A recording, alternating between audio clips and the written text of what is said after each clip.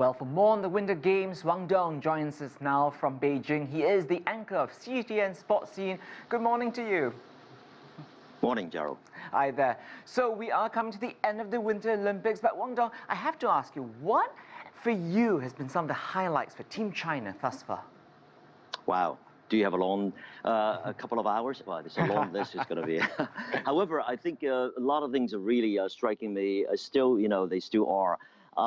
First of all, China has been really making relentless efforts to make it happen. I think, more than just a spectacular opening ceremony, I think the whole process right now has been very, very successfully, if you will. It's been unfolding in its own fashion and uniquely with Chinese style. However, it blends in a lot of actually international factors. And that's why I would say most, 90% of the athletes are really happy to be here and satisfied with what they have been experiencing as far as Green Olympics, as far as catering, as far as accommodation and so forth, transportation. Although if you talk to them, they will say that regrettably, it is the fact right now that you can't really go out, too much. And also you can't really go to see a lot of sceneries, if you will. And they have been arranged to go to, for example, to visit the Great Wall and some of the places of interest, however, limitedly so, not that much, not to mention they have to really focus on their games. As far as achievements from the host nation, China obviously is doing pretty well, as you just mentioned. 8 goals in their pocket. That is really remarkable, unprecedented. I mean, their best result in the past was 5 goals, and this time 8 goals. Obviously, thanks to a lot of people, in particular, Gu Ailing, otherwise known as Ailing Gu. She pocketed in 2 goals rather, and 1 silver. She did so well, and obviously she has now become a household name and really sought after celebrity, if you will. So would you say that Ailing Gu is perhaps a single athlete, but also was there perhaps a sport or a singular moment, Wang Dong, which you think captured the public's imagination and resonated the most from the Beijing 2022 Games?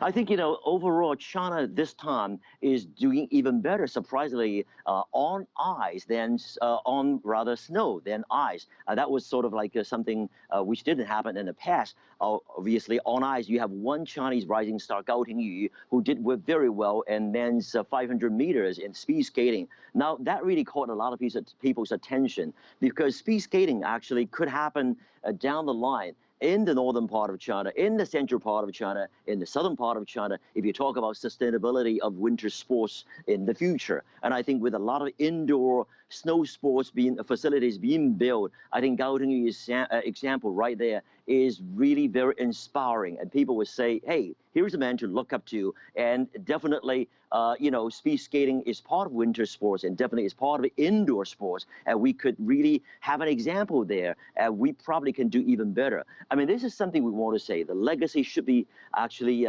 kept intact. In other words, we would like to see the Winter Olympic or winter sports in China to be sustained. I mean, he certainly has set up a good example for a lot of people.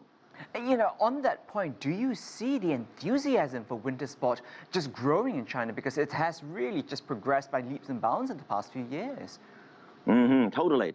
For example, I came from Shanghai, which is sort of like south of Beijing. I mean, in that area, winter sport in the past is not really or was not really that popular. However, if you go back to Shanghai, indoor stadiums, ice rinks are all over, and people really go after these sports. And even south of Shanghai, in Canton, and also in the southwestern area, for example, Sichuan, all these activities are going on. I'll give you just an example about curling.